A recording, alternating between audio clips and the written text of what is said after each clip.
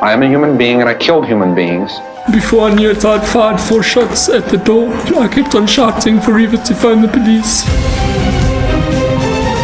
Tests are underway to determine if a serial killer is on the loose in Centurion, Pretoria. The dead won't bother you. It's the living you gotta worry about. In South Africa, 71 people are murdered every day. These are the stories of Africa's killers and criminals and what it takes to catch them. My name is Paul Llewellyn. I'm a journalist and true crime filmmaker. And my co-host, as always, to discuss crime on the continent is Gerard Labuschagne, the former cop and current head of LNS Threat Management, who led the investigative psychology section of the South African Police Service from 2001 until 2016. In his time there, he worked on over 300 serial murder and rape cases, and he is, of course, our profiler. Please visit our YouTube page and subscribe. Search Profiler Africa. We're available on Apple and Google Podcasts, SoundCloud, Spotify. Simply search Profiler, all your favorite podcast platforms. Please share your favorite link. And on the YouTube page, please do subscribe, guys. You can engage with us on our social media pages. Our Twitter and Instagram handle is @ProfilerAfrica. Please also join the group on Facebook. Questions, suggestions, we are happy to take them. You can also email us on profilerafricainfo@gmail.com. Do check out our social media pages. There's often interesting stuff up there. To complement the discussions that we're having, to help you visualize some of the stuff that we talk about, crime scene photographs, etc., etc. So today, as part of our ongoing effort to just be better, I think is the way we should simply put it, to be better, so that it's not just me and Gerard week after week carning on about the state of the nation. Much more guests. That's what we're trying to do. And today we've got a real treat for you guys. We're super excited to have him here. But I will hand over to Gerard to do the introductions. Thanks, Paul, and thanks to all the listeners. Yep, so this is a person who I've known literally since I joined the police in 2001. It's Colonel Tollie Vreugdenburg. Welcome, Tollie. Thank you. Hi, Tollie. Thank you. Do you mind if I call you Tollie, by Please the way? do. Please We've do. just met. Okay, great. Please do.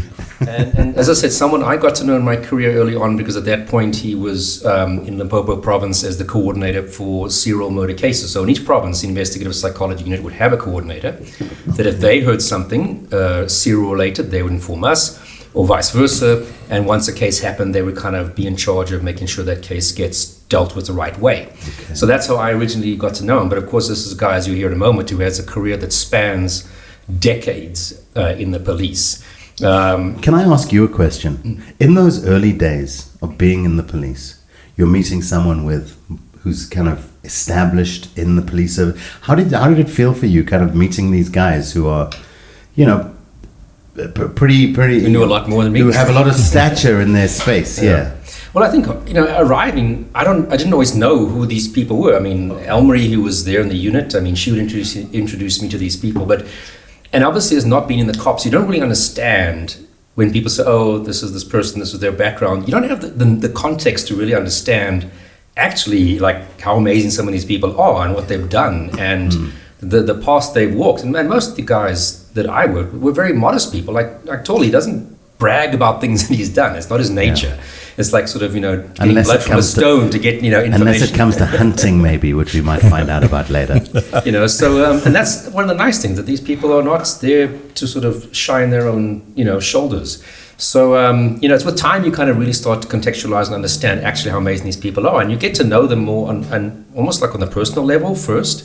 So it was interesting to meet all these amazing people, and just obviously a privilege to get to know them and to keep knowing them. And it's now 21 years later, and we still have contacts after I've left the police, and we'll discuss in a moment or two things that I've done that's involved him and his unit. Yeah, it feels like this is going to be the first of a few discussions, I hope, because with Tollie, I'm sure there is so much landscape we could cover. Absolutely. I think if he's happy to, definitely. But where are we going to start today, Gerard? Well, Tollie, I think the logical thing is, and I mean, I don't want to tell people what you've done. I think I would rather hear it from your voice. My question I always like to ask people is, why did you become a policeman? What was it that made you join the police? Now, I know back then a lot of people was national service, so had it been your idea to join permanently? So perhaps let's start there, and kind of how did your career progress from arrived in the police, kind of up to where you are now. And today we're going to focus more on the second half of the career. So if it sounds like we're skipping through all the amazing things he's done in the first half of the career, we will probably have an episode just about that. But today, ironically, we're starting with part 2 of his career, which is really dealing with more the counterterrorism stuff since about 2000. But like I said, what made you want to join the cops? Thank you for the opportunity. 60 years ago, I was born as a son of a policeman. I grew up in the left-hand side of a police van, and that's the only thing I ever wanted to be. Is a policeman. My dad took me along. He was stationed in rural areas, like now called Lepalale, Stockport Border Post. So I grew up there. My mother had other plans for me. She planned for me to be a pharmacist. But luckily my grades was too low to be allowed into the Potchefstroom University at that stage. Why did she want you to become a pharmacist? My mother was a pharmacist assistant, and she had high hopes for her son. It's the also the safer option of the family business.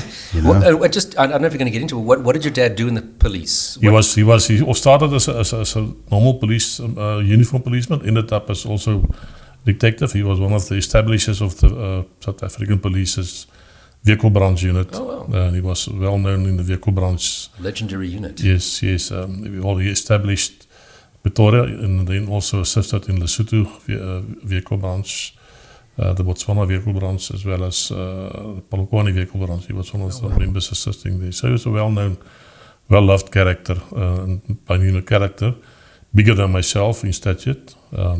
And you're not a small man. Yeah, no. We are a Dutch family, so I'm the smallest in the family. That is so. And what rank did he end up? He ended up as a warrant officer. Okay. He never studied further than that. He chose to be not became an officer. So. But in those days, I mean, I think somebody said, I think we discussed this previously. In like 94, there were like 9 generals in the whole of the South African police. The whole of the South African police. We have now a few hundred generals. Yeah, 300. I think it's 600 if you think now. Yeah. Which you once I think said to me, that's more than the British Army had at the end of World War II. Yes, including the field commissioners, generals, etc. So my dad. But the point being, as a warrant officer back then was actually, it's a much higher status rank than now. I mean, you had them running stations. That was, warrant officers were doing a lot of the works that nowadays I think colonels and brigadiers are ending up doing. So it seems like inflation caught up on the ranks also, because my dad was a warrant officer at the vehicle branch, but there was a captain in charge of the vehicle branch. But he was the one that calling the shots. Yeah, they're in charge actually. And they had more respect for him than they had for the officer that's in charge. So I always say to my colleagues now, inflation has catch up with the ranks in the police also. But yes, then 1980, by February, I joined the South African Police. I went on training. And by the end of this month, after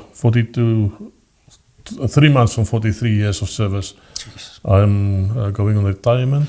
Well, let's underline that, because we're recording this episode in the middle of the month, middle of December. But this episode should go out on the 30th of December. So day before as far as everyone's concerned, for our listeners' sake, today is essentially the day. So when you're listening to this episode, tomorrow, this is Tollie's final day. So talking about kind of your dad and, the family history in the police, it's really do you have have you got any kids or that have gone into the police service as well, or any family in the police? Is it continuing? No, family in the police during the time I joined, my dad and his brother, my brother and I, 2 of my sisters married policemen. Okay. Then on my uncle's 4 of his sons joined the police. Okay. Another sister of my father's son. So we are a police family. We are a police family, all of us. I'm the only one left in the police. Okay. My children took the route of teachers. 2 of them are teachers, and one of the property managers. Okay. So. I wonder if it is kind of a changing that reality where generations would go into the police, because a number of people that I've come into contact through the podcast or recording the TV shows that we do, where we speak to a whole lot of people across the scope in law enforcement. You'll often find that, and I often say that the police these days feels like there's the excellent, everyone gets upset at the kind of their general kind of issues with the police, but then there are still very much those pockets of excellence, and very often it comes from a heritage, a tradition of police in the family. And so those guys who are younger and raised with that particular value system to come into the police, I just wonder if that reality isn't kind of fading away a little. I would imagine. I think it is. I don't know if any scientific knowledge, research to say so, but I wonder if you get so much of that generational joining. That is it. I think the current police service as it is not as attractive to young people as it was in the past. But the norms of growing up at the police station is still embedded in my children. For us, time is very important. So whenever we arrived at any place, it's always a half an hour early. I know you were like an hour early now today.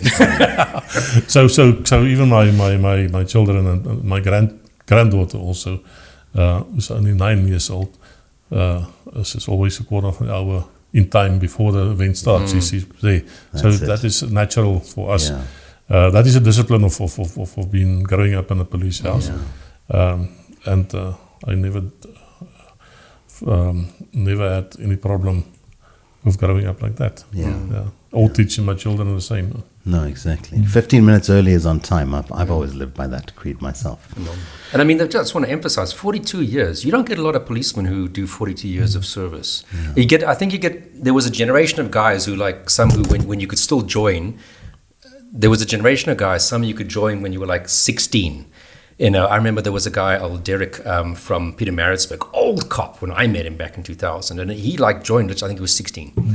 And I mean, he ended up having, I don't know how many years service there by that point, but you don't get a lot of people like that. And overseas, the typical thing in the United States, people serve 20 years. That's your period of service in the military, typically, and policing is 20 years. Then you go on full retirement. Wow. So a lot of cops who joined when they were 20, by 40, they're starting a second career with full retirement. Some of them go to a new police agency and start up again with a new period of service or some sort of businesses. So 42 years of this kind of work is... It's like you should just get a medal for that, because it's a lot for a human being to have to deal with. How do you feel now that you're retiring? If you reflect very sad. I think there's still some mileage left in me. Relieved by the fact that I've done my time, but also sad. I'm going to miss the work. I'm going to miss the camaraderie. I'm going to miss the friends, the friendships, and I'm going to miss the adventure. Yeah, I can totally relate. For me, if you look at my career, I did the most dangerous jobs of all the jobs in the police, and that was adrenaline. Is to be addicted to adrenaline is quite a thing. And which is funny, because I've always known you as probably one of the calmest people I've ever met. I've never ever seen you angry. Yeah. You are like in total control. At least on the surface, it looks like you're in total control, and you're dealing with phenomenally, country influencing issues. Yes. So, I mean, it's funny that you say you're hyperactive and you're an adrenaline, but I've always just experienced one of the most calmest people I've ever known. I'm good at hiding it. Good at hiding it, but that is so for me. This was my police career was not a career; it was a calling. It's a calling for me, and it was an adventure from day one until today, when my career ends. It's adventure. Adventure that's gone, and I will do it all over again if I were given a choice. So how did it go? So let's jump into some of those adventures. I think you said. So you go to the college, and how does that? Yeah, so from a college, late 1980, when we had our passing out parade, I was stationed at Pretoria Central, and I was the real first camp guard. Camp guard, really? Yes, you have to protect the police station, do camp guard duties around the police station. Then the bobby on the beat, walking foot patrols around in Pretoria, CBD, Pretoria Central, and that's where I met my wife, lady sitting on the stoop of a flat, and I said, "Can you make coffee?" And she said, "Yes, he can." And for 38 years now, we are married to the same woman still. So that is a romantic part, and that's the only romantic thing that I ever did in my life. So. Then from there on, my career just launched. By 86, I managed to get my transfer to the detectives, that's the place where I wanted to be. Started my career in a detective as in a tracing unit with one of my mentors, Sergeant Willie Sishuka, that actually groomed me to how to hunt men. We were a tracing unit of our detective branch at Hammanskraal. And we had so did you join the detectives in Hammanskraal? At Hammanskraal, okay, yes, so yeah. from Pretoria to Hammanskraal. Yes. So in Hammanskraal, during that time, the Botswana was still the independent country from South Africa. My house is back fence, the Botswana border. Oh, wow. Yeah, so that's how close we stay. And our influence in Botswana, that our information network made the two of us very popular by all the detectives in Pretoria and the greater part of the country to trace any suspects in Botswana. So we became well known for our work there. Skipping that, 92, I became a commissioned officer and was transferred to Wombas, now known as Bella Bella, as a very young... Still in the detective service? Yeah, still as a branch commander of the detective services in Bella and Wombas. Arriving there, the warrant officers as we discussed earlier, the warrant officers on my detective unit were the peers of my father, the same age as my father. So this is just young guy. I was going to say, because you must have been quite young then to be a warrant officer. Yeah, to be a lieutenant, yes. I was very, very, very young. And then I met up with this old warrant officers, established detectives. But I managed him by just calling them in and say, "Listen, we call them in Afrikaans. If you address a person as oom, you show them very much respect." And I told all of the ooms, "We're going to work together. You're not going to work against me, and I'm not going to work against you." And from there on, I had one of the. So you were their supervisor. I was their boss. Yeah. I was their commander, but they were my subordinates. But I brought all three of them in my office, and we agreed that they're going to support me. And did each of them have people underneath them that they were managing? Yes. So that was 3 groups, detective groups. Underneath them that they managed. And they took care of it. They took care of the discipline in the section. They took care of the operational work on the unit, everything. The one of the greatest units I worked with is my detective unit at Wombas. We were so well known in the province that we were called to other crime scenes in other parts of the province and the province to assist there. Then by our successes, by 96. And sorry, what kind of crimes did you deal with at a detective branch at Bella? I think it's a normal day-to-day crime: assault, GBH, assaults, vehicle accidents, up to farm attacks, murders, serious farm attacks. So in my unit, the Warmbad detective unit, we did quite good on solving farm murders and farm attacks, and that led to the next phase in my career. Is when in '96 they called me, or I was called by my superiors in Polokwane to establish a murder robbery unit in Morimole in Nystrom, and called the Bushveld Murder Robbery Unit. And that's about half an hour north of Bella Bella? Yeah, 30 km north of Bella Bella, yes. But it served the whole Bushveld area.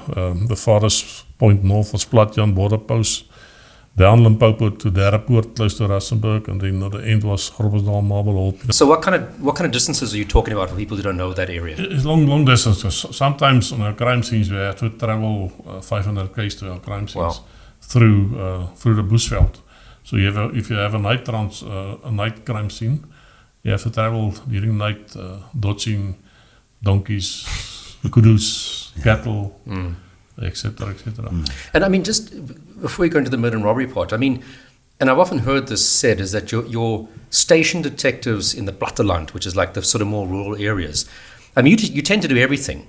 Whereas maybe in the cities you might be focusing on one or two, or you get certain types of crimes. You kind of have to cover the spectrum of stuff on these smaller areas because there's nobody else but you to really deal with those. So I think that's often said it's a wonderful learning experience because of that wide range of stuff you kind of get involved in.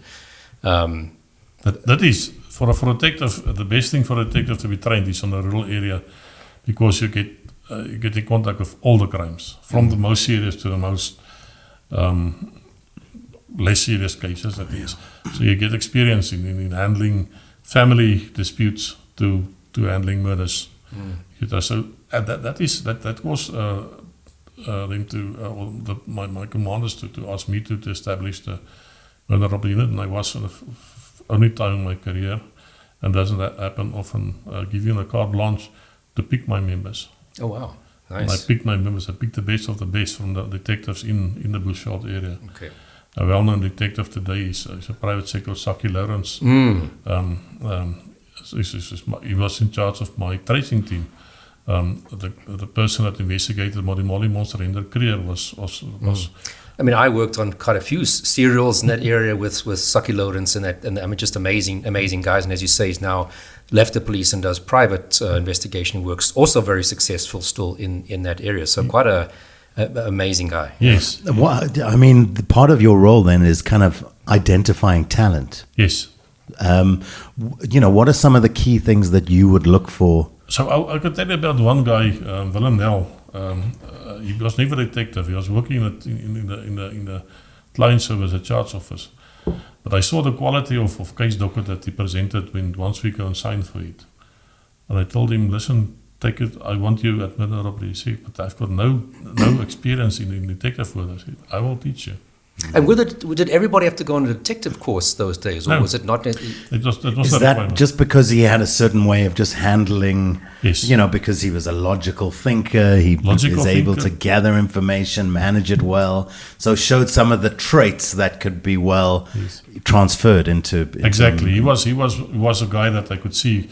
He's a perfectionist like myself, firstly, and then so.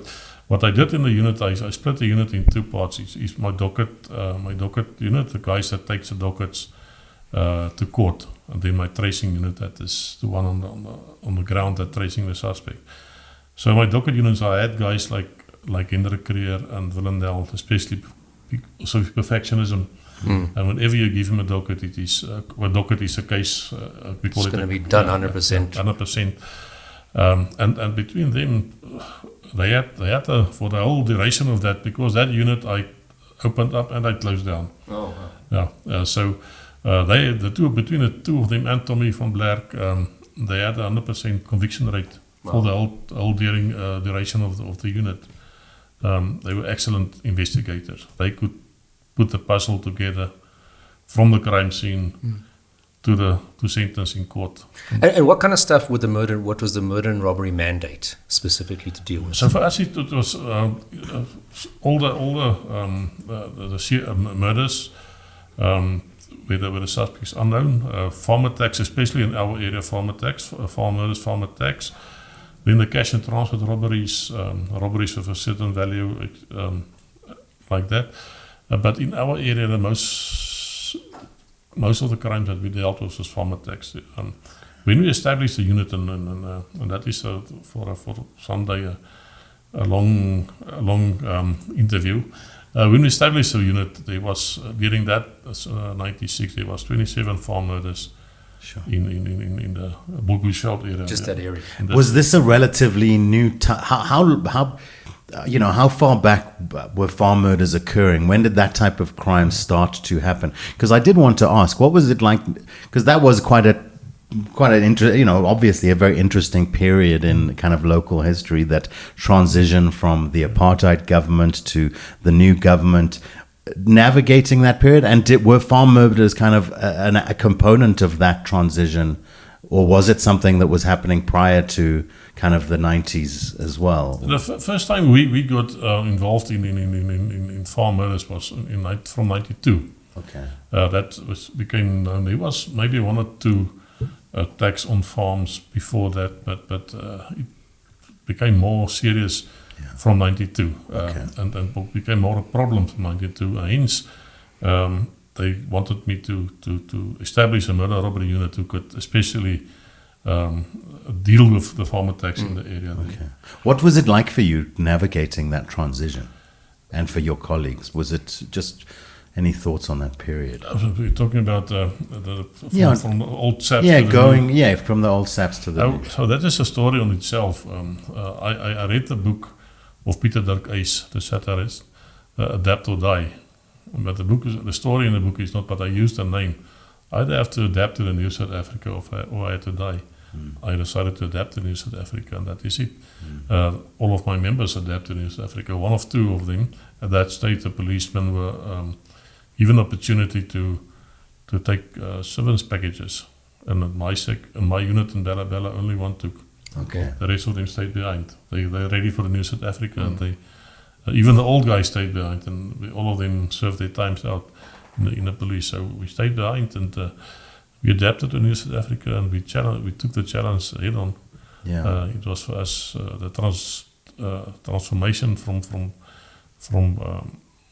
the South African Police Force, the South African Police Service was not difficult. It's the same work, just the date stamp that changed, and the readings of the paper. Venture the uniforms a little bit. And Yes, Yeah. and the But ranks. perhaps, if you're interested in kind of being an investigator, I would imagine with a kind of a renewed focus on a bigger portion of the population, you get in presumably kind of more a wider array of crimes, Yes. more interesting crimes even to deal with if you possibly. Yes, so what happened, including in our province, was all the homelands of Venda, Kazankulu, Leboa, and Giani was incorporated into our province, and they had to amalgamate into the South African police, all those different police, and that also made our area of what we have to service bigger. Much bigger. And then it was quite a interesting for us.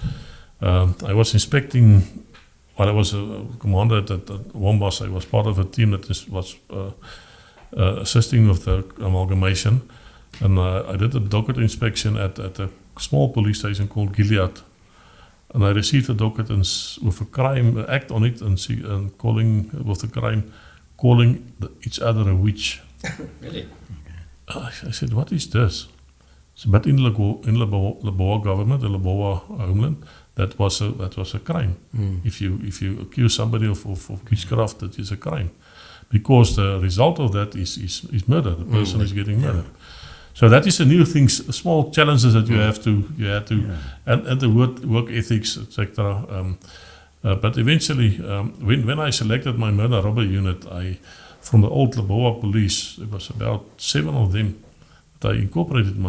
I saw that during my amalgamation inspection that this is persons of talent. Because that was going to be my question. What was the difference in standards? Were there some really great people, some not so great? What? There was on the both spectrums of it, the very, very good ones and the very bad ones.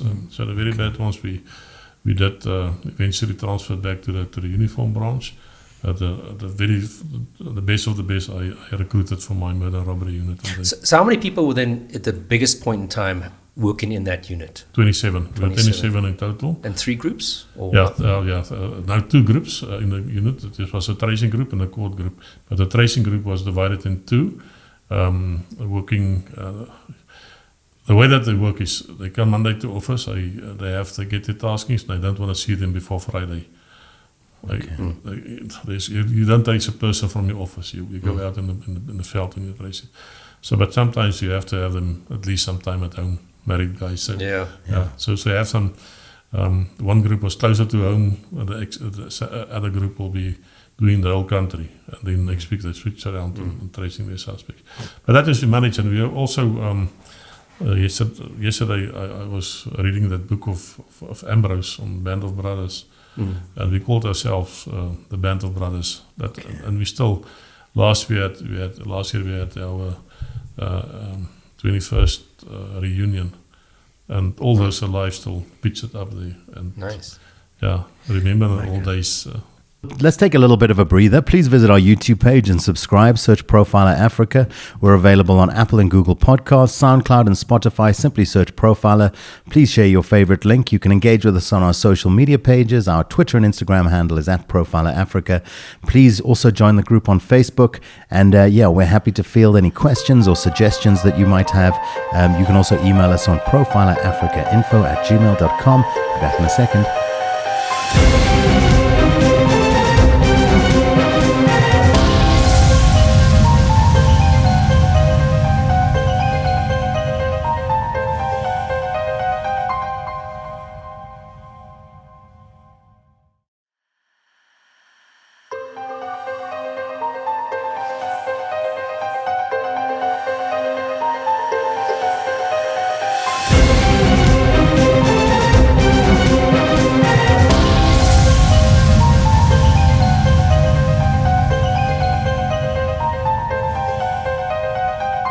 All right, so welcome back, everybody. We're just continuing our conversation. And the one thing that I noticed, you mentioned the spectrum of cases that you were dealing with in the murder and robbery unit. But of course, there were also things like serial murders that you were investigating. And I think Die Boeremag's case, was that also part of yours? The woman who murdered her husband. So you also had that spectrum of stuff? So we were the second group trained in South Africa on serial murders by Mickey Pistorius, your predecessor in the unit, and Elmarie that is still there. Excellent, one of the best courses I ever attended in my career. One of my classmates was well-known Piet Bijleveld. Then during that time, the serial murder course was divided in a basic and advanced. After the advanced course, or during the advanced course, one of the attendees in Venda, Toyandou, said that he thinks there's a serial killer in his area.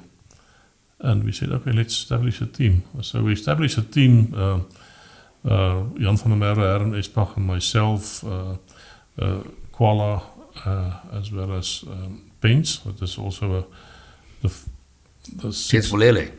yes. So we went up to Toyandou on the Monday. And this is now outside of your normal area of operation. So now you're doing 500 kilometers away from my office. So I went up there. And that's because of the training you had in serial stuff. Now you had almost like a province, potentially provincial-wide responding to assist with it. At that stage already I was responsible for all the serial killings in the Limpopo province as it was established. So we went up there on the Monday. By the Tuesday we identified a possible suspect. By the Wednesday we searched his house in the Toyandou area. And from the collateral evidence what we saw there, we said, no, this is the right guy. And the next week, Monday morning at 7 o'clock in Kagiso, we arrested him, David Mbengwa. Sure. By that time, it was called a world record. 7 days from establishing the team until arresting. How many people did he eventually? He killed seven people. The first one a policeman, the last one a policeman, but what he was doing, he was stalking people in the bushes, especially during lunchtime where the man and the woman were having close relationships in vehicles in the bushes, and then he was killing the men, not the women. Okay. Was that the one given the name, the Lover's Lane? Yes. Yeah, okay. Because before my time, but I remember before your time, names. Lover's Lane serial killer. Yeah. And quite interesting on this is Elmarie did during that time, we were still doing profiles. She did a profile on this person based on 3 cases. And a profile was on the spot, 100%. Can I ask a question that kind of expands a bit on that? Because it must have been, this is a period when in South Africa, these kinds of new ideas, profiling, etc. I mean, in the world, these are relatively new concepts, which are really, with Mickey Pistorius coming into the police, are really becoming established tools, that you're adding to your arsenal. And engaging with someone like Mickey Pistorius in that period and going through that training and learning about something like profiling, was it a case of just crystallizing ideas that you already applied, were already part of your toolkit? So one of the things that Mickey and Ella teach me during that time was to know your suspect. before you arrest him, to know him by heart before you arrest him. And up to today, I still apply that, what she told me. I did apply it before, unknowingly. Yeah, exactly. Yeah. And unknowingly, it was in my toolbox, but I never did it so specifically, concentrating it. And if you come to our successes of our farm attacks, it will also applicable to that, the way how we managed to make the successes. Yeah. So yes, that was completely new, but it is interesting. Mickey herself was is a very eccentric person. So I've heard. Yes, yeah. Nice to work with her, but very eccentric. Then going back to David and Bengwa, we arrested him 7 o'clock in the morning in Kagiso when everybody was going to work. No, that's here, Gauteng. Gauteng, yes. Yeah. He fled the Venda area when he heard we were onto him, and then he moved to Kagiso, but we traced him there, we arrested him. I found Elmarie on and said, I have him. Please prepare an interview room there by your office in Pretoria. We arrived there. Elmarie, Pence, and I took David into the office, into the interview room. Hour and a half, he confessed to all the murders. He made a point in outs, make a confession, and that was purely by knowing who he was and what he was. During the time he spent in the previous week in Venda, and identifying his by name, I interviewed his mother and his sister, and learned about his childhood, and all that fitted in with Elmarie's profile. Okay. So we can use the profile, and as also my knowledge about his childhood and his growing up, and all the fantasies came from, and that exactly, he just flabbergasted me, admitted to all the crimes. So despite him pleading guilty and doing a confession pointed out, did he plead guilty? No, he didn't plead guilty. So he organized me an 18-month trip to Thohoyandou. So I stayed, Jan van der Merwe and I stayed in Thohoyandou for 18 months for the trial, but he was convicted on all 7 charges of murder and sentenced to 7 times life and another 600 years for lesser charges. So he's still serving time. He will never see the outside of the prison again. That was quite a highlight for us in our career. Absolutely. And after that, I did 2 other serial killers in the Potgieter Mokopane area, where young boys was involved, been raped, etc. And just one day on the last scene, I called Elmarie and said, "I'm done. I'm finished with the dead children. I'm done." Mm-hmm. Also by that time, it was combination of crowd closing down of the murder robbery units. There's lots of stuff going on. So it was time to call that part of my career. Yeah. Did that align with just kind of a natural kind of evolution of where maybe your interest in policing lay as well? Did you have a view to, not only do I feel like it's time for me to take a breather from these types of cases, which I'm sure are emotionally very taxing, but was it also a case of there are actually other areas that I would like to explore when it comes to law enforcement? What happened during that time is the then Jackie Shalebe, then Commission, closed down a specialized unit. It closed down. Because this was 2006. Yes. Okay. 2001. He closed down the murder and robbery. Murder and robbery first. Okay. Yes, and then he converted it into serious violent crime. And I was thinking about resigning. I was seriously thinking about resigning because the passion is gone. Yeah, the passion is gone. This seems to be a critical period, and I don't want to harp on about the decline of the police in a sense. I don't want to, our what we do here is not we don't talk negatively about the police, but I think we're certainly critical of kind of the realities today. It seems like the Jackie Salibi period was the start of quite a big exodus from the police. Why was that an important period? What was it that happened there that was so? Could you just explain, like the closing down of centralized units, etc.? Why was that so impactful? It seems on the police that we see, and we see that today with the police that we have today. I came to know Jackie Salibi very well a bit later in person. I came to know him very well. But during that time, his motivation for closing down the specialized units is to decentralize it and put it on the police station level, at the general detective level. So that That's a 2006 decision that that I was referring to. Okay.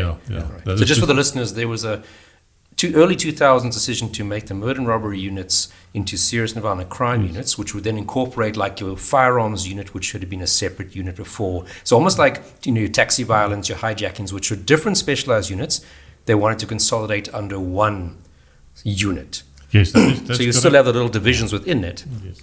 And that's what you're referring to about 2000-ish. Yes. And then later, just for the listener's sake, in 2006, he decided to shut down those serious and violent crime units and the child protection units and which other units? All the units, all the specialized units. The only unit they kept over specialized unit was a stock theft unit. And then they said stations must do this. Yeah, okay, so that's, you might have heard me listeners speaking about that before. Yeah. Yes, yeah. My cynical perspective, sometimes my cynical thought on that was that, if you want to do corruption, you can't just shut down the anti-fraud unit or the anti-corruption unit. You got to kind of make it a policy across the board. I'm going to say something very controversial now. The murder and robbery units, all of us speculated, was closed down because we were cutting off the money flow to the political parties by addressing the cash and transits in a serious, very successful area. Okay. That is my personal opinion. Okay. Is that closing down the SVC units or the earlier murder and robbery units? The murder and robbery unit and also the SVC units, yes, because they were continuing solving the cash and transit robbery, the 30 million here, 60 million there. Because I recall when I joined 2001, we were based down the passage from Operation Greed, which was headed by Colonel Tollie Vreugdenburg, which was a national response to dealing with cash and transit, proactively, you name it. And they were always bloody busy, always going out on proactive operations, arresting people. And it just seems like once that was shut down, that all just ended. Yeah, that is, and still today. It's just like free for all, carry on. But back to the question, why you wanted to leave when they shut down murder and robbery. Wow. So what was your reason for they shut down murder and robbery and they established serious violent crime. So my rank was too high I was at that stage a lieutenant colonel or a superintendent. My rank was too high for the unit, so they put in place a very competent person at serious violent crime, Captain Renier Schutte. Most of my members, actually as a compliment to myself, during that time, the other detective units in our area was upgraded to captain levels, and 9 of my robbery unit were promoted for warrant officer captains and being appointed to station detective branch commanders. So that's a compliment to me. That they were deemed to be good enough to take over a whole branch. Yes, and then I was placed at the area head office as a deputy area head detective services. I was sitting in front of an empty desk for 6 months. Sure. Wow. Now that was that caused me nearly to resign from the police and looking for. What caused you not to resign from the police? One day I received a call. I can on time and date exactly. On the 16th of September 2002, a friend of mine who was also ex-murder robbery commander that is now stationed at SVC in Pretoria, same office as where Gerard was sitting, called me on the phone and said, listen, there's a crime scene in Bella on a farm. There's no detectives there, there's only crime intelligence people there. Just send somebody there from serious violent crime and have a look what is going on there. So me staying in Bella, I just decided, let me drive down there myself. Went on the scene. I found the crime intelligence guys there. It was on a well-known farmer, one of the mega farmers in Bella, Gerald van Rooyen's farm at his son's house. And I stepped into the Boeremag case. Oh, wow. Okay. That is it. That is the beginning of my involvement in the Boeremag case. And from there on, my life took a 90-degree turn. My career took a 90-degree turn, and a new challenge arrived, and then I got involved in investigation of terrorism. Just by not sending somebody to the crime scene, doing it myself. Yeah. I always say that I always have to think back to my own career. There were certain things that it's luck. Or somebody above sent you there. Because just certain things happen that it just triggers off amazing other things that happen. It kind of sounds like one of those particular moments. I often say success is being in the way of putting yourself in the way of opportunity, isn't it? Exactly. And my eldest daughter called it the Forrest Gump moment. Yeah. that was my Forrest Gump moment, being there at the right place. And as this is now the next 20 years up until now of your career is kind of the second phase of what we're going to be talking about. So this is kind of what I refer to as your counter-terrorism years. That's when my counter-terrorism years started. Having not lots of knowledge about investigation of terrorism, but being a seasoned investigator and applying the basic basic principles of investigation. I was involved in appointed the Chief Investigating Officer of the Boeremag team. Okay. I had 10 investigators with me. And you then relocated to Pretoria for that? Yes, I was they call it detachment duty sent to Pretoria. My family stayed behind in Bella Bella. We're still staying there, so they stayed behind in Bella Bella. So my team consisted of members of one of my members from Modimolle Murder Robbery Unit, guys from Klerksdorp and from Vreugdenburg, and then also from Pretoria. And we established a team in Pretoria and we worked together. We stayed in Pretoria and only went home for every weekend. For me, it was 10 years that I was only a weekend father at home. So in a nutshell, for people that might not even be been born when this happened, what was the Boeremag case about? I mean, we could spend like 5 episodes discussing this whole, because it went on forever in terms of the trial. In a nutshell, what was it about when you say the Boeremag? That was a right-wing extremist group that, in short, wanted to overthrow the government of South Africa by means of an armed conflict and cause a racial war in South Africa to re-establish in the northern parts of South Africa a white state that's ruled by the whites. Just the northern parts. That's from the middle. Their line was Bloemfontein was the most southern part, and from there on, they said they will give the Cape to the Cape province, south from Bloemfontein, will give it to the colored people.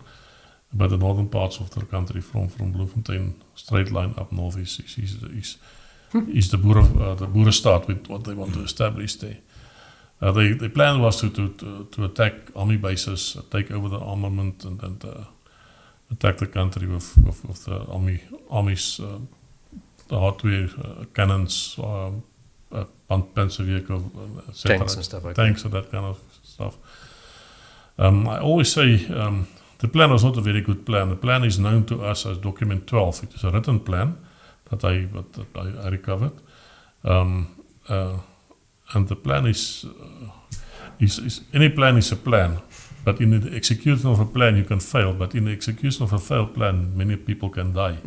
Got a lot of fear and terror. That is so. That is exactly so. The plan itself was evaluated as the worst plan ever, but it was there.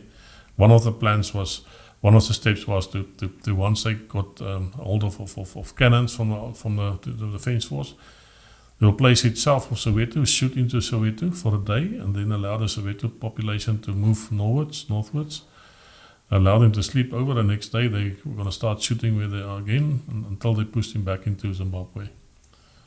It's a stupid plan. Like, how many people did they have, and did they expect the population, like I know what the case we're going to discuss later, they expect the population of white people to rise up and support this? So they were planning, and if you look at terrorism and revolutions, they were planning a popular revolution like the French Revolution as well as the Cuban Revolution, where 1 or 2 people started, and the crowd just joined them.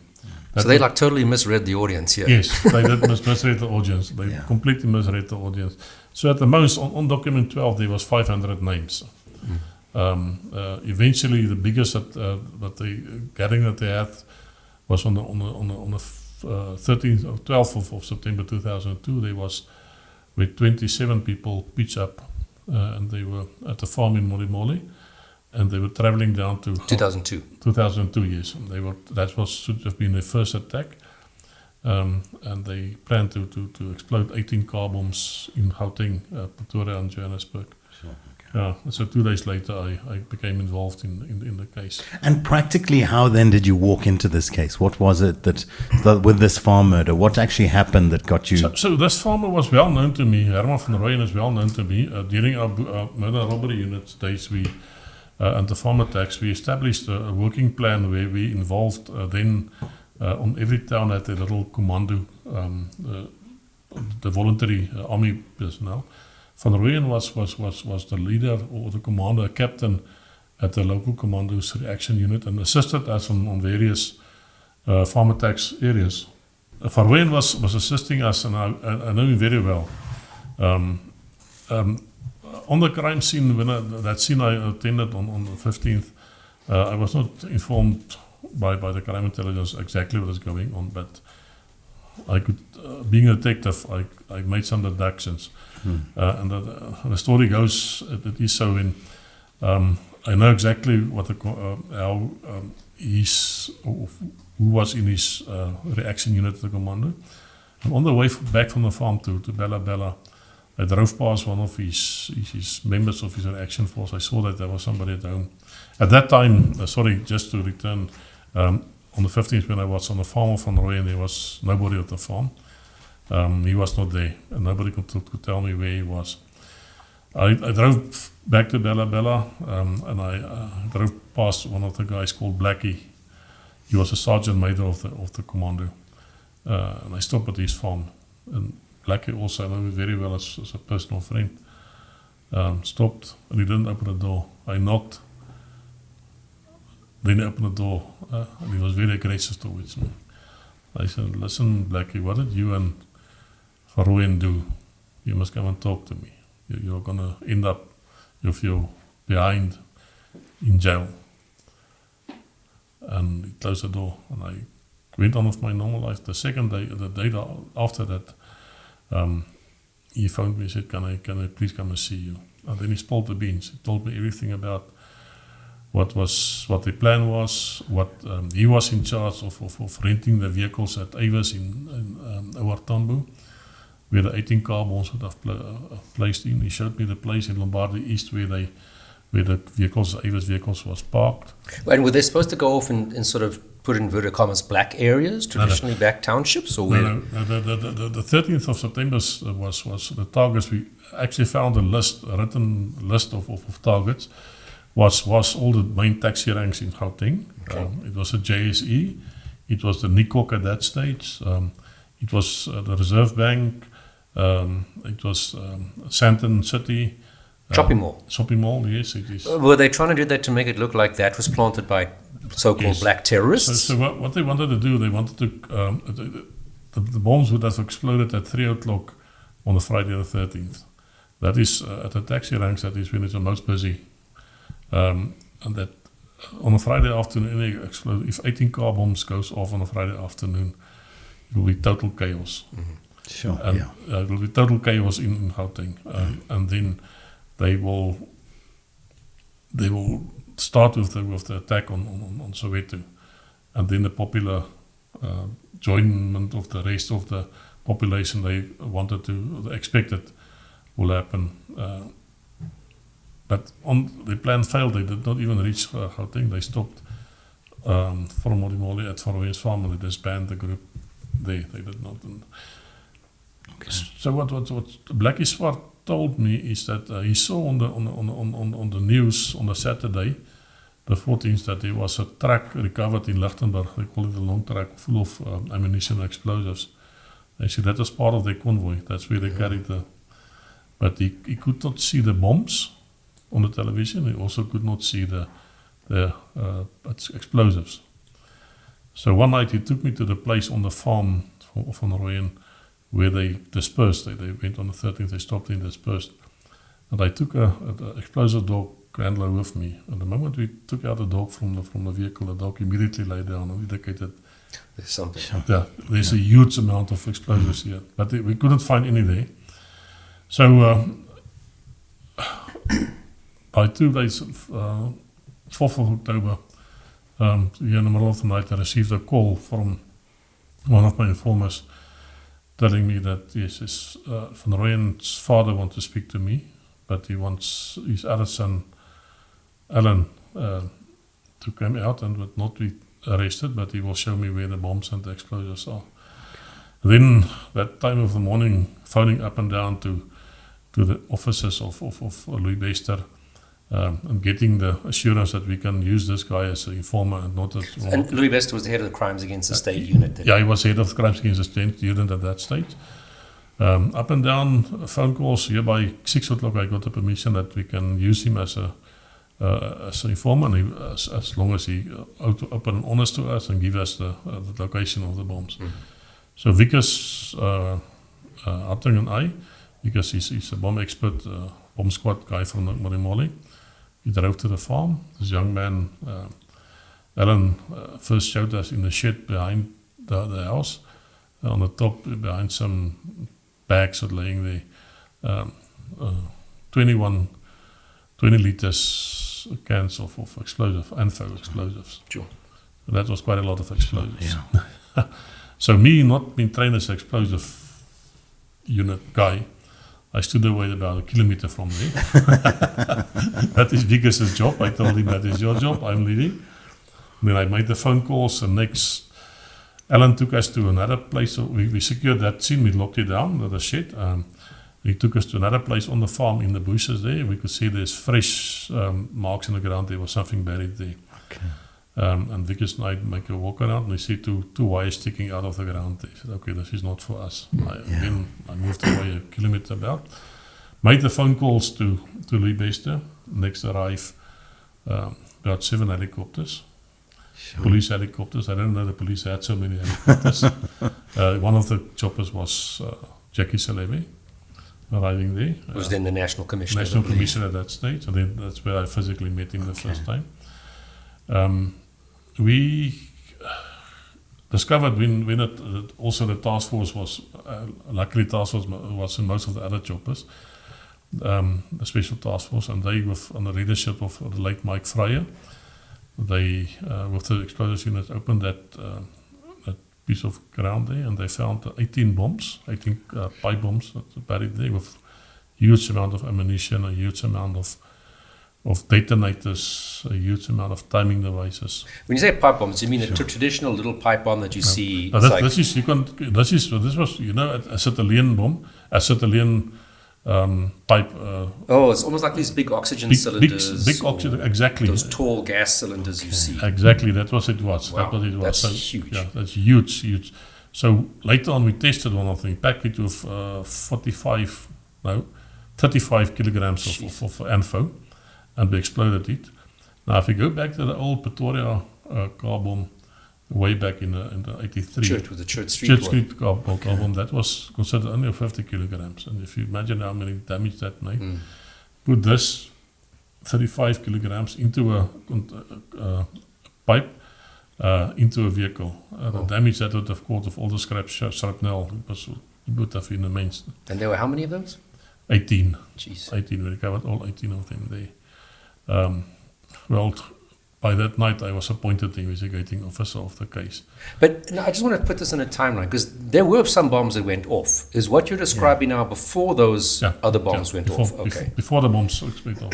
So this we recovered. So this area, this phase, the first phase of the document 12 plans, we call it a document 12 phase. The second phase I'm speaking now on the 13th of December was the Popeye phase. Then, unbeknown to us, or known to us, that Arnold Nguyen and 6 other persons fled on the day of the 15th at that farm, very early morning, and they became the bomber group that travelled the country. They became hunted. So then I was, as I said, I was appointed the investigating officer, and then the Soweto bombs went off. 9 bombs went off. What date was that then? 20. I'll get back. I'm not sure of the date. What months? Yeah. 2002, November and December. Yeah, November. Okay. Yeah. October. Yeah, late October. Sorry, yes. Okay. The Soweto. So you'd been onto these guys in September with the initial stuff at the farms, and now we're jumping to from the 15th of September, or by the 4th of October, yes, by the 4th of October I was appointed as an investigating officer.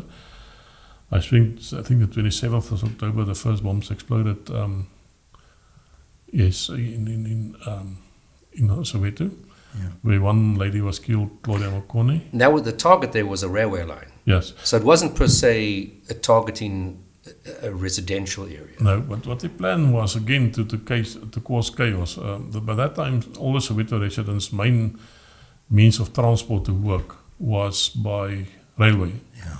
And they exploded 7 bombs around the railway lines. Oh, wow, Soweto. That many? Yeah, to disrupt the railway commute and expect them to rise up and start with riots there. They also exploded a bomb at the mosque, the mosque in Soweto, in Dlamini. The pure reason for that is when they saw we did a reconnaissance there, I learned later on, they saw this white lady driving with a black imam going into the mosque. And that was the reason for targeting the mosque. Just that, targeting the mosque. And then also later that day, a bomb exploded at the Buddhist temple in Bronkhorstspruit. There's a huge center they've got out there. Yes, with 2 people injured there. So, but luckily and sadly, only 1 person died. That is Claudia Makoni. A piece of the railway line in Lens was flown 500 meters through the air. Went through a shack roof and decapitated. But do you think that, they were one of their main, besides race motivated, was they were strongly in their version of Christianity. So could that also be the targeting of the mosque and the Buddhist temple coming from that kind of religious view? For sure. The religion that they followed, all of them is Israel Vision religion. It's a very strange religion in South Africa. It originates from the British Israel Vision from the 1700s in the UK. And where they see the African community or the African nation, the black nation, as a lesser person. Hitler called them Untermensch, and they can be killed without any being feeling sorry for anything or any remorse for that. So that was a religion, and that's why they targeted the mosque and they targeted the Buddhist temple also. But that specific one was because they just saw the white guy with that. So they said, well, that's the one we're going to target for a market. Well, bigger picture, you're going from murder type cases, etc., to terrorism. How do you transition? Do you get taken into a room by some police intelligence person that goes, okay, I'm going to break it down for you now. I'm going to tell you the secrets. For me, it was a learning as you go along. It was learning as you go along. As I said, I stick to the basic principles of investigation. Just going back to the timeline, September 11 was 2001. September 13 was 2002. So that is, they time it close to the September 11 date specifically. So the bombs go off in Soweto, the mosque, then the Bronkhorstspruit Buddhist temple. What happens in next? Yes. Then we identified most of them, and we put out a all persons bulletin, pictures in the newspapers of all 6 of them, 6 of them running around the country. We reserved thousands and thousands of hoax calls having established another teams to follow up on the hoax calls. Then the bomb in Port Edward at the bridge. The day the Springboks lost to England on Twickenham. Okay. That very sad day with the big loss. A bomb exploded at our police airport in Grand Central Airport. Okay. It has destroyed the whole building as well as destroyed one of our fixed wing and 2 of our helicopters destroyed there. The motive for that was that later on established is that they, because we were hunting them with the helicopters, they wanted to destroy the helicopters. Okay. So they were pretty proficient bomb makers. Yes, very big. The bomb maker itself, I came to know him very well afterwards. In every group like this, there's one guy that builds the bombs, and he used his own recipe and his own timing device that suits him the best. And when we searched one of the places, we found the book called the Anarchist Cookbook. Okay. And I've actually ordered that for Christmas for myself. You can get it on Take-A-Lot, the bizarre thing. Such a festive gift for yourself, Gerald. I'm worried about what the FBI is going to do to you. So that I have that book also, already have it. So the recipe for the explosive is ANFO, ammonium nitrate, is straight from the book, and that's like that's a fertilizer, isn't it? Yes, first fertilizer. You buy it at a local corporation, KAN, and then you have to remove by a process the kalium from it, and behind state ammonium nitrate. You mix it with a certain percentage of diesel, and you put in a booster. And that wasn't that what? Don't try this at home, kids. Don't try at home, please. The guy from in America, yes, what's his name? The Timothy Oklahoma bomber. Yeah. Yes. Use exactly the same So it's explosive. massively yes. effective. It's effective. That is what they use in the mines also. That is what they use. Well, So- I mean, that kind of damage, I mean, people can if you can visualize That what that building, side or Google what the side of that building looked like, give you a good City. context of the kinds of bombs these guys were Yeah. developing. That's Yeah, incredible. so 162 people killed there, of which was 90 was children Yeah. from a crash there. Yeah. That was the things that they used. Were they themselves had they had military training in bomb making, or did they just kind of decide, I'm going to become the bomb maker, I'm going to follow this recipe? So it is an interesting compilation of people in the Boeremag itself. When we finally went to court, accused number one was a professor in physiology in university. Number two was a captain in the police. 3 was engineer. 4 was a bookkeeper. And if you go through, there was another 2 engineers. There was Doctors? 2 doctors, medical doctors. There was quite a lot of farmers, and there was 3 high-ranking South African National Defence Force officers also amongst them that was involved in the wars in the 80s against FAPLA and those in Angola. Okay. So Intellectually smart people. yes, very smart people, very smart people, very learned people. And you knew quite a lot of these people Yes. from just living where you lived. So me staying in Bella, I have 3 children. During the time I was busy with this case, my children's math teacher was accused number 17. Wow. My children's Afrikaans teacher was accused number 18, mother-in-law. Sure. Accused number 4 was the teacher at the high school where he did the computer or IT teacher. Wow. And, I mean, did you feel like the community was kind of pissed off with you for your role in this investigation, or did you? A certain part of the community was. I was and still is well known in that area, and I because of the work I did on the murder robbery unit solving the farm attacks, well loved also, and still well loved in that area. Yeah, that's for sure. So we as a family, we had the opportunity to decide whether we're going to move to Pretoria and get away from the threats that there was threats against us. But we as a family said no, we did nothing wrong. We're not going to be intimidated. Sure. So we put certain security steps in place, and we're still staying at exactly the same house. So even as your kind of career has expanded in this area where you are coming into contact with more and more terrorist groups, you haven't had to amend your lifestyle dramatically to kind of account for the threat. No, what the police did, they did place an armed guard in front of my house for 10 years. So there was my house was protected, and also secured my house by certain security aspects. Sure, okay. And went about and my children was then also teach some skills to protect themselves. Absolutely. Just to protect themselves. So my eldest daughter, by what the skills she acquired, she became a Bisley shot and got a bronze medal at the South African Bisley Championships. Wow. So I'm a hunter, and my brother is a hunter. We're keen hunters, but we don't take her to the field with us because she embarrasses us hunting. So yes, that's so interesting. You don't think about that. Yeah. You know, you really do have to. And I mean, I even remember at our offices, because interesting. you were you guys were based in the same building that the investigative psychology unit was based in.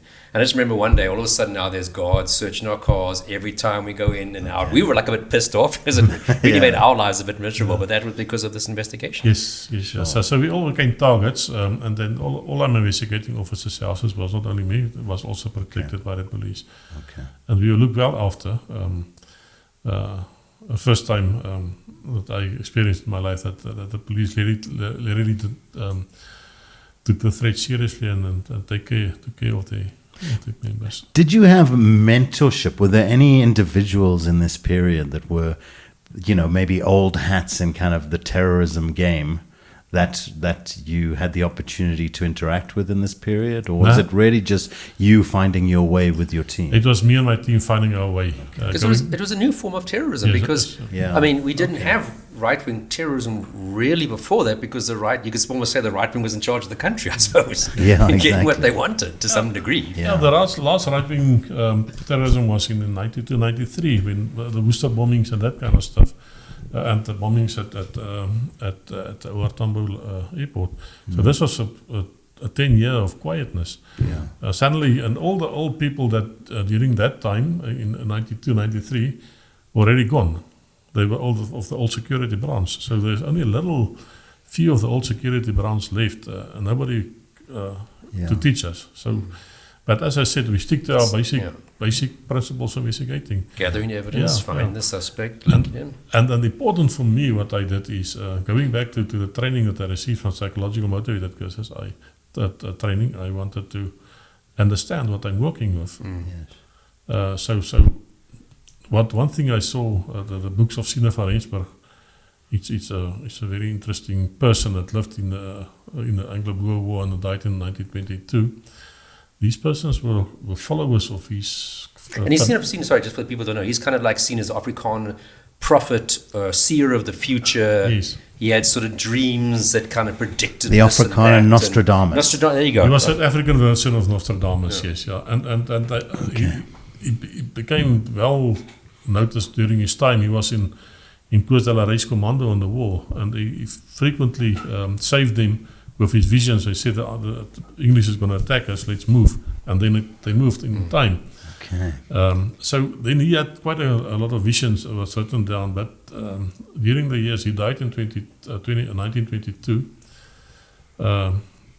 His visions was explained by different people, and how they changed it, and the meaning of the visions is now the problem that we have with Colonel Tollie. Well, it's what people do with the Bible and the Quran. Everybody wants to twist things to their own. Interpret it for your personal belief system. So in the visions, there is one. I think it's 301.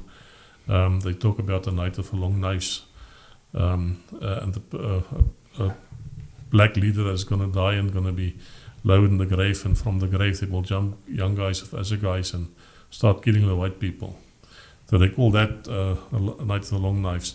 And the whole motive of them for exploding the bombs is to start a racial war, to trigger this Night of the Long Knives. Trigger the prophecy. To trigger the prophecy. They don't want the prophecy to happen. They want to trigger it and start a racial war with it. So I suppose that's almost where you get like your intelligence. Because like I said, there were smart people in this, academically very highly qualified. But your belief system kind of, in a way, takes over that. I imagine with a murderer, you've got to understand more about the fantasy, what's driving someone to kind of commit the crimes and to have a particular modus operandi. Here, it's about the philosophy, isn't it? So you don't think with your logic. As much as you're following the case and the clues where they lead you, you have to study and become knowledgeable of the underlying philosophy that is motivating what this group is doing. That's exactly what I did. I studied the book of Colonel Tollie Vreugdenburg, all the books of him. I even gave Gerard one of them to study and give me interpretation of it. Being a red wine lover, that book you have to take with a glass of red wine. Okay. It's not easy to understand it. Sure. And then also learning that they follow the Israel religion. I also have to study the religion and in-depth study of the religion itself. And once we arrested them later on, interviewing them and interrogating them, it is easy. Yeah. If they say Sina van Rensburg said that, I say no, you're wrong. On vision number so and so he said that. Then they see that you have superior knowledge. Okay. Going back to David Mbengwa, me knowing exactly about his early childhood days, that's triggered him to making a confession.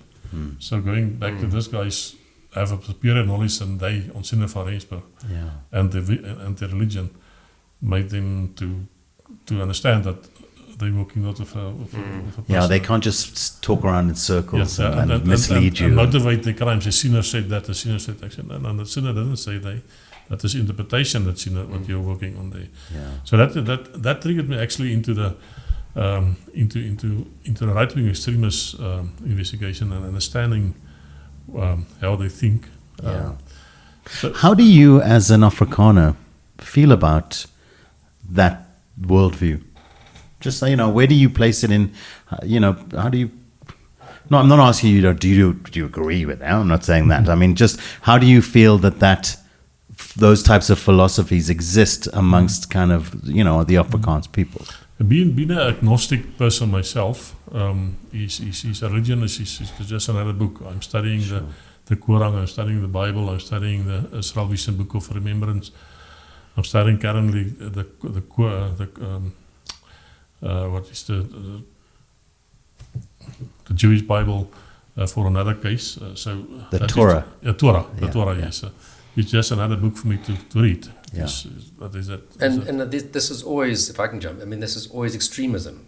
Yes. It's never, Yes. it's like what ISIS is doing is not Islam, and what these guys are doing is not Afrikaner heritage. I guess that's my point, isn't it? Because it undermines a lot of just what would be maybe just basic Christian values, a lot of these things, Yeah, that is exactly. They take it too far, and the interpretation of whatever there is.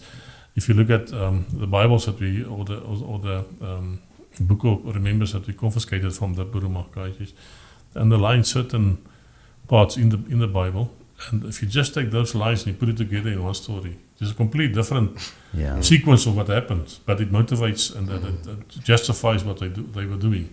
But if you read through the whole, there's nothing wrong with the Book of Remembrance.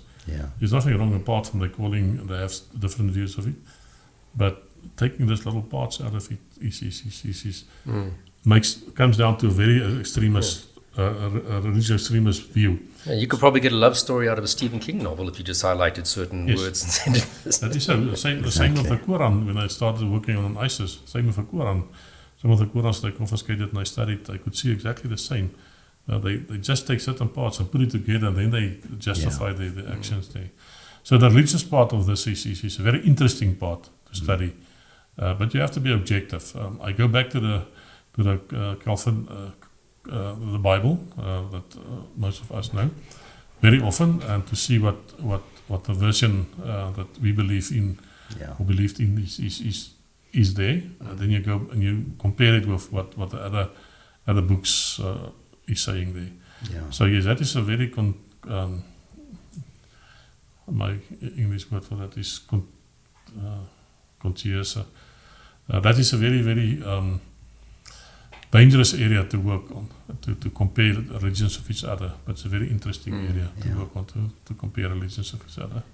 So just in the timeline, so we've had the Soweto bombs going off. We jump forward a little bit. You've got the police air wing in Midrand, Grand Central Airport, going off there, destroying some of the choppers and the planes. What was next for the Boeremag? Then there was an explosion at the Ntavuma Bridge, across from the Eastern Cape to KwaZulu-Natal, just close to Port Edward, where they tried to destroy the bridge there. And are they still trying to trigger off this prophecy? Okay. Yes, the reason for that is that is the only transport, only way of transport between the Eastern Cape and KwaZulu-Natal was that bridge. They wanted to destroy it so that they could start a racial war. Then, at that time, I was called into Jackie Zalebe's office 5 o'clock in the morning to explain why I'm not catching these people. And it's the same crowd. Yeah. And I told him, just give me time.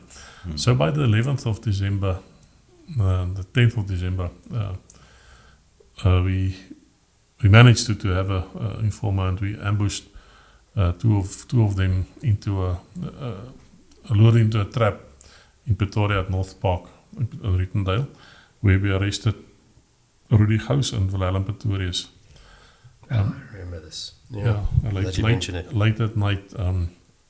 So Rudy Gous is also one of Herman van Rooyen's commando members from Bella Bella. He knows me very well.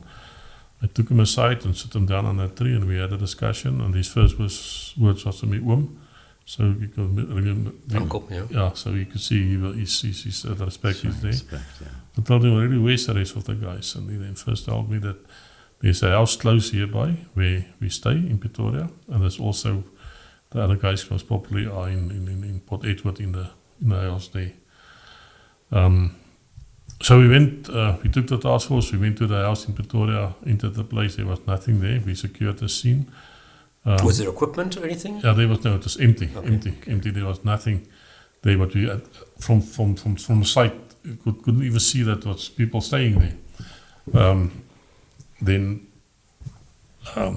we arranged an aircraft, we flew down to Margate that same night, landed there, went with the Durban task force to the house in Port Edward, entered the house there. The task force caused 25,000 rand of damage. Wow. Entering the house there, find nothing, flew back. When I arrived in Waterloo, when I switched on my phone, there was lots of messages, and they said no. They arrested some people, but they don't know who it is. Well, colleague Jannie de Lange was the one that's phoning me. So I rushed to the scene here in Eastland. Just for the listeners, this is before Yanni came to our unit. Yes, yeah, he was still part of our unit there, yes, yeah. So I rushed to the scene, the arrest scene there, opened the back of the police van, and there was Herman van Rooyen sitting with another guy from Bella Bella, Dion Kraus. And this wasn't a coincidental arrest. No, they were doing following Yeah. investigation. So what happened there is the safe house the house that we identified in Pretoria and Rittendale. When we left it for the next morning to be processed by crime scene management, we left behind two task force guys, Nicky van der Berg, another guy, left him behind to guard the house. Now for task force member, they're not guards. There was a huge fight, but those two stayed behind. And as they were standing across the street, they drove past a white pickup truck, a Corsa pickup truck, tried to turn into the premises, and then continuing on, and they start following this pickup. At in Baviaanspoort Road, they managed to stop them, and there was a huge fist fight between Nicky and Herman van Rooyen was a driver. Herman van Rooyen tried to shoot at them. Oof. But unfortunately, Nicky he's one of the boxing champs in the police. Okay. So he came second. Picked the wrong fight. Picked the wrong fight. Two police girls that were stationed in Sandton went to their mother's house in Camille unlawfully to drink coffee for a night shift, and they drove past and they saw the story, and then they were giving the handcuffs to Nicky and the other task force member. They handcuffed these two guys and kept them there. Were they in uniform, the Nicky and Nicky? Task force uniform, yes, yeah. Those cameras, yeah. Yes. So that vehicle, that Corsa bakkie at the back, had a 365 kilogram bomb on it. Jeez. With a detonator. 365 kilograms? Yes. Yeah. So that Corsa was supposed, we found out later, was supposed to be parked in Blood Street, at the Blood Street taxi rank.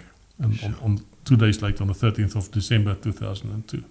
Wow. My God, that would have been... Yeah. Wow. So, what kind of damage are we talking about from that size bomb here? We're talking Oklahoma City size? Is that? We did an estimation about 3,000 casualties. Whoa. Yeah.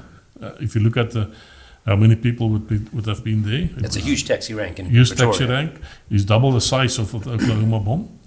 Double. Yeah, wow. Yeah, it would have been, and there's buildings around there. Yes, It's not just the taxi rank. Yeah. So, when we moved Van Rooyen and Dion Kraus to our office there, where Gerard was also sitting, and I took Kraus to the side. Just rewind a bit. Early in this investigation, I asked Gerard, when I identified this group of bombers, I asked him, who would you say is the weakest link, and who's the leaders? And he told me Johan Pretorius and Herman van Rooyen will most probably be the leaders, and the weakest one will be Gous and Kraus. Exactly. So compliments to Gerard. Oh, thank you. Compliments to Gerard. So that was happy. So I specifically by his advice targeted those two guys, and The power of good collaboration. Dion Kraus, within minutes, he said, "No, okay, the rest of the guys are at the factory, and the factory is up in the northern parts of Limpopo on a farm, and we must hurry up because they are on their way down. They're bringing the rest of the explosives and the rest of the bombs down. They're gonna have an operation on Friday the 30th." This sounds like a lot of information to be handing over. Yeah. I mean, you just kind of having a nice conversation and they're offering this information freely? Or how are you, there must be some, are you offering them, how are you getting them to talk? Well, because they know me. They knew me. They knew me from Bella Bella. It was part of the fact that I was very popular due to the farm attacks. The murder robbery unit was also very notorious. I see. Yeah. Okay. So yes. So they just knew that they needed to they caught, they must fess up. Yeah. So although I would not have gone to that lengths, the murder robbery unit was usually accused of. But yes, a journalist once phrased it like this. She said that the old murder and robbery units used to have, they had dubious means. Let's stay to that. Leave it at that. Leave it at that. So that Dion easily, within a few minutes, he gave us information where the farm is. He even told us that in that Corsa, on the dash of the Corsa, there's a GPS device, a very old Garmin, the black ones with the Lift-up antenna, Yes, lift-up antenna. And there on that Garmin, there's a waypoint CVS that we must get, and that's the exact coordinates of the farm and where the camp is, where the factory is. Oh wow, that's handy. So I phoned Mark Henkel that was on the scene and told him, please. Crime intelligence. Yes. I had no knowledge about GPSs. Left behind in the electronic world side, but he was quite knowledgeable. He went there, he took the GPS, he gave us the coordinates. Mike Fryer, the late Mike Fryer, was with us there in Pieter Bear building. I told him exactly what I have. He went to Dion and he discussed practically. Mike discussed practically to him how the scene looks like, etc. Okay. We had a GPS. Then we planned on 1:00 that afternoon. We departed from the heliport in Pretoria. One Oryx and 4 police choppers. The Oryx is the big military choppers that you sometimes see flying around. Yes, and 4 BKs, police choppers, and 1 fixed wing that was already put out, the Sporter that's already up in the air. So we were following the R1 and R101 and in on because we had to know how the vehicle was traveling, try to see whether you can get the vehicle on the road. The fixed wing was already circling around the area up in Baltimore. They said no, they see movement down there, and so we said, okay, if you see movement down there, just stay away and just keep us abreast. So the whole group of us landed at the same police station, Gilead Police Station, on the field next to the police station, and we refueled the choppers and we moved the task force members for the fast roping, etc. I was flying in the Oryx with Louis Bester and Andre Roos. The rest are all tactical guys. We're the only detectives on the chopper. So they said to us, okay, you have no training, but what you have to do, we're going to fast rope from the Oryx down onto the scene. What you guys must do is once the last guy is on the ground, you must pull the pin so that the rope can. You cannot fly with the rope. The rope must also fall off. Okay. Yes. So the whole time that the task force guys could see, I was very nauseous because I've been flying around, and you could see they were teasing me for that. And I said, "I'm going to pull this." Too soon. No. I had the right-hand door, so I was when the chopper came in, operational treetop height. That was like apocalypse now. I mean, we were talking adventure. Here we go. Yeah, this is the adventures. Adventure, absolute adventure. We're coming in treetop height. The chopper was banking, and the task force guys were just going past me down the road, down the road. And last guy was down, I was looking, I see he's on the ground, and I pulled the pin. I see the other side of the pin is pulled, and we lifted up. And as we lifted up, I looked down and see it. There's 3 guys laying on the ground with task force guys standing. Wow. Oh, already on the ground, Yeah. Within seconds. Amazing. Within seconds. So Mike Fryer was in his own chopper. I think from 30 feet up, he jumped out of the chopper. That's how excited he was. Sure. So we landed eventually. So he was the head of the task force, just for people to know. Yeah, he's a legend in the task force. Okay. Best operator ever. Good friend of mine, also used to be a good friend. And later became a general for the UN. Yes, in Africa, doing some stuff. He was working with the UN. So eventually, when we landed with the big chopper, I walked towards the scene and I found the Cobus Pretorius, Johan Pretorius laying on the ground, another young guy laying on the ground, and I recognized the 2 Pretorius brothers. I gave them the normal warnings, and the other young guy said, "Who are you?" I said, "I'm Jacques Jordan." I said, "What are you doing here?" So I moved them, showing his head to that other 2. I said, "Okay, cuff them, move them aside." There was also in one of the other choppers 2 bomb squad guys. I said, "Okay, you guys first go into the camp," because Dion Kraus told us that this is the factory where they manufactured. They went in and they said, "Let's secure this crime scene. Let's secure this crime scene. There's lots of work. They have to get more people here." So they flew off with the accused, or the suspects, to Pretoria, Louis and them, leaving me behind with the 2 bomb squad guys. At that time, I was still smoking. And with the task force guys also, or just the 3 of you? Yeah, only the 3 of us. Really? Yeah, just left us behind. And I'm guessing, because I know you typically don't carry a firearm. Did you even have a firearm with you? Yeah, I didn't have firearms. The bomb squad doesn't have firearms. But there was firearms in the tent. So we were told by the bomb squad that there's firearms the bad in the guys tent. guns. So if it last resort, we can go to the tent. So you're basically guarding the 3 of you, a terrorist camp. Yes. You don't know who else could be hiding in the bushes. Yeah. So, but eventually, my colleagues arrived at the scene. As I said, I was still smoking, and by that time my smokes ran out. And I told everybody I spoke to, I said, "Bring smokes, bring smokes." But by the end of that night, I had about 12 cartons of smokes. Sure. So that night we slept over, we secured the scene, we get local policemen to secure the scene, guard the scene. We slept in a farm close by a friend of mine's farm, because that's the area that I work. Yeah. Well done. I just phoned Frikkie and I said, "Ask Frikkie, do you have place to sleep for 20 of us?" By then, all the crime scene members, all the explosive members, my members was arriving there.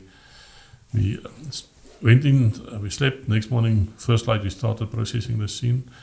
Recovered 12 automatic and semi-automatic firearms there. And were they from the military? Were they privately owned? Yeah, military, privately owned, and stolen. Okay. Yeah. And 2.5 tons of explosives. Jeez. Sure. Yeah, 2.5 tons. Ready to be put into a bomb? Ready to be put in a bomb with the bomb builder's toolbox. That's one of the important things that I learned. That's a bomb builder have his own toolbox where he's all the components of the timing devices was in there, everything. Was that the young guy that you... Yeah, Cobus Pretorius. He was later sentenced, yeah. So we found it there. And by then, we spent there, I turned 40 on that scene that day. And that day I smoked about... What's a good birthday present, eh? I must say, I would be quite chuffed with that. I smoked about 160 cigarettes, and I decided to myself, you're going to kill yourself. Yeah. So by the end of that year, I stopped smoking and never smoked a cigarette again. Yeah. But that is just a personal part of it. So, but anyways, everybody thought, okay, now the threat is gone, the case is finished. So no, the case is only the end of the beginning now. Now the court case has to start. Sure.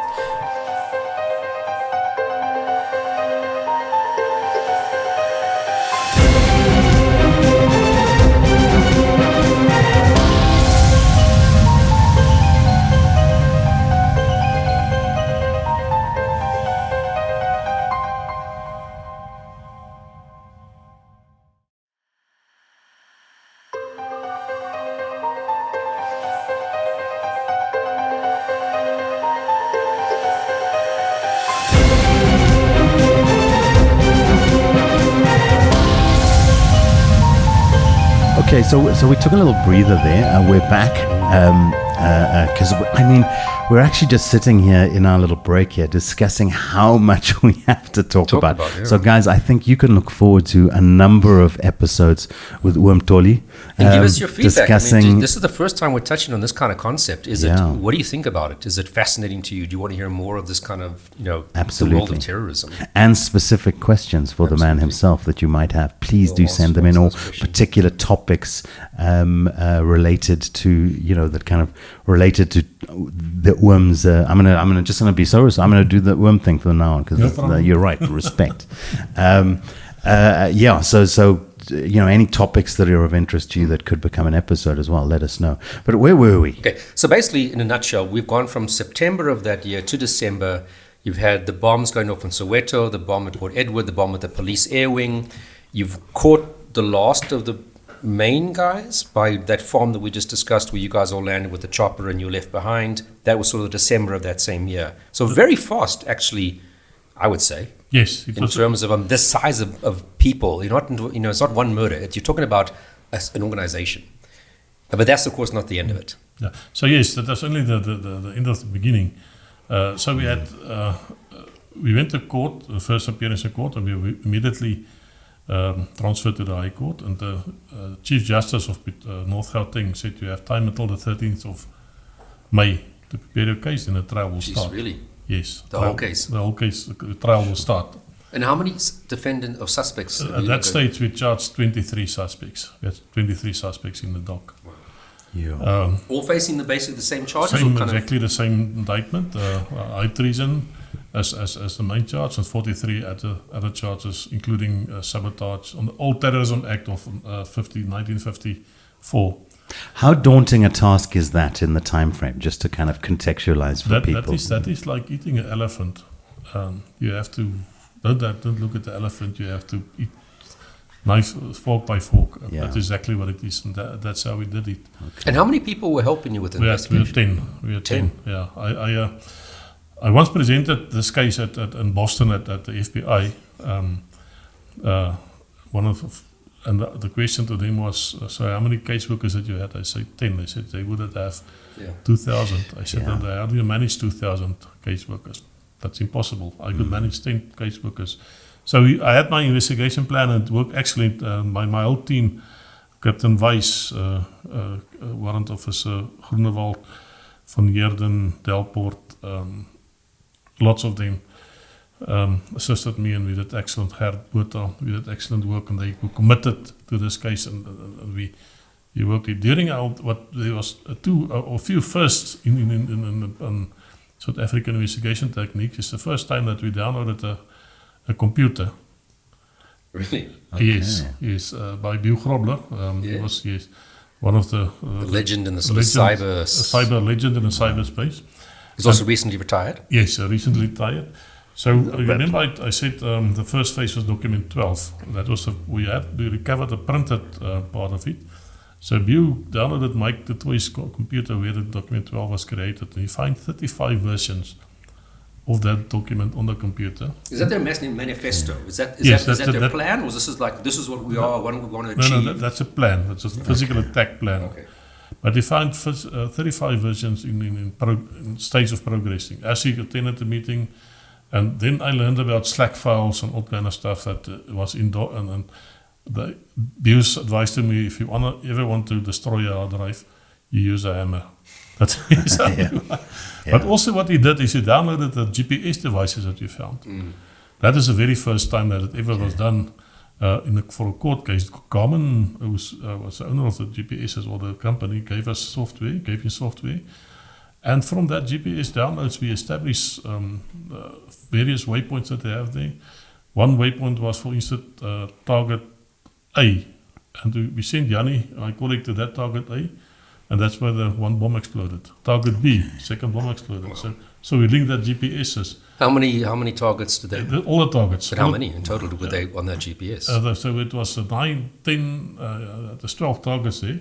And then we found one at Mandela, up in the northern parts of Limpopo. I'd be curious about it. And I asked Dion Kraus, he was then moved as a possible state witness, or Section 204 witness to another holding facility. I asked him, what is this? I said, no, we plan to blow up to kill Mandela. Sure. I said, okay, tell me the story. In the meantime, I sent Yanni up to Boulevard area. But Dion said they read in the paper that Madiba is going to open a school in Molobedu, that's close to Mujaji and Limpopo. And they did a reconnaissance there, and they said there's only one road having access to that school. So they manufactured a 65 kilogram bomb, and they put it in the culvert on the road on the way to the school. Jeez. And they were laying in the bushes waiting for his convoy to cross over this culvert, and they will detonate it and they will kill him. My God. Straightforward. Was that scheduled after the arrest, or would that have been? No, that was during the time they were fleeing. It's just between the other bombings. Did Mandela not go? So what happened that day is that the old man was with fearing Bell, and they flew in with a chopper. Lucky him. And they landed and they flew out of a chopper. And so they were laying there, Dion said, they were laying there in the bushes waiting for the convoy to cross over to detonate the bomb. I mean, that's how close it came. I mean, can you imagine? I mean, that would have been how historic and tragic and terrible an event that would have been. Oh my God. Our take, and the judge's take on that was that would have caused the racial war. But they were wanting. That would have caused, if a white person killed Mandela in the bomb explosion, that would have called the racial war. Then South Africa would have looked like Raqqa, Syria, any place in the world, Kosovo, any one of those places, because of a civil war. That would have caused a civil war. But luckily it didn't happen that day. So the GPS reading that Janne went to is exactly taken on the culvert where the bomb was supposed to be placed. Wow. And all of that was used as evidence in court, first time in court. Yeah, so that is one of the new things that we invented. The court started on the 13th of May 2003. And ironically, you were then sitting, which courtroom were you sitting in at that point? The same courtroom we were sitting at that stage, we're sitting in the old Palace of Justice where Madiba was trialed on a Ravonia trial. Wow. Exactly the same. They were detained on Church Square. It's an old building. And it's not really used as a court really anymore. It was kind of more the judges had some offices there. Yeah, the offices there. So we're sitting, and we also had our own offices in the same building. The investigating team as a prosecuting team, we took up office in the same building in the basement. I remember that. Your windows looked over at the foot level of the sidewalk as you're walking along. So just as a joke, we had 3 boxes of red wine there as a reserve. If they bomb us, and we were trapped there, we had at least have some red wine. But I mean, it's so ironic that they've been put on trial in the very same courtroom that Mandela was, and a whole bunch of. I mean, how many of those guys at that Ravonia trial with them? A whole bunch of them too. And they were also downstairs held in the same grid as Mandela was held. Who at the time were considered terrorists, of course. Yes, at that time was considered terrorists, yes. Yeah. Then we moved over, because it became logistically a bit difficult, we moved over to the new court building, and we used GD, exactly the same court that Oscar Pistorius' trial was held in. So we established there very good security measures. So we are very quickly running out of time. We're going to have to carry this conversation on. How do we wrap up today? So how long was it? This was on trial for how long? We started in 2013. We ended up in 23, and we ended up in 2013. Yes. Being 2003 to 2013, 10 years. 10 years. Sure. I spent 10 years in court. And they had pretty good lawyers. They didn't have legal aid. They had privately appointed top-notch lawyers, advocates from the bar. We are also lucky to have senior advocate, brilliant advocates as prosecuting. They were actually appointed by the world prosecutors as the best prosecutors for 2014. Wow. Yeah, so you received and the judge? Judge was Judge Ibn Jordan. He's a well-known judge. Well-known, very patient judge. And by end of 2013, all of them convicted, all of them sentenced, a different life imprisonment. Some of them, the leadership received 35 years, and some of them received about 5 years. Did some plead guilty at some point? One guy, way in the beginning, David Oosthuizen, also accused number 14. He was also from Bella Bella. He pleaded guilty way back in the beginning, on the Section 105A plea agreement. And he was sentenced to 12 years imprisonment. By year 3 of our trial, we went to see him in prison and asked him, "Are you prepared to testify against your?" He said, "Yes, he's prepared." And then he came, he testified without any promises. He testified against the accused, and then we wrote a letter to the correctional services that they convert his sentence 12 years into correctional supervision, and he was released from correctional. So he was out before their trial even finished. No.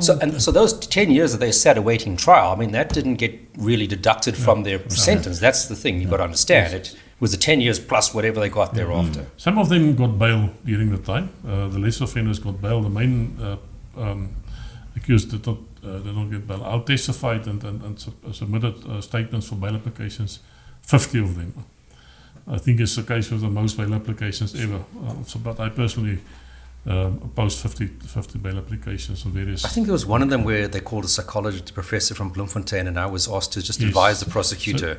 So we often call Gerard, when the later status of the court, they brought in, all the other excuses was exhausted, so they brought in psychologists, and we called in Gerard to come sit with us in court and advise our prosecutor. Our prosecutor, who usually was handling that, was Dries van Rensburg. Yes. Well established, has got a few doctorates in the law, and he usually attacked the psychologist with Gerard's assistants next to him, and every time we wiped the floor with him. That is they were sentenced, and then some of them got suspended sentences, and other ones got very lengthy sentences.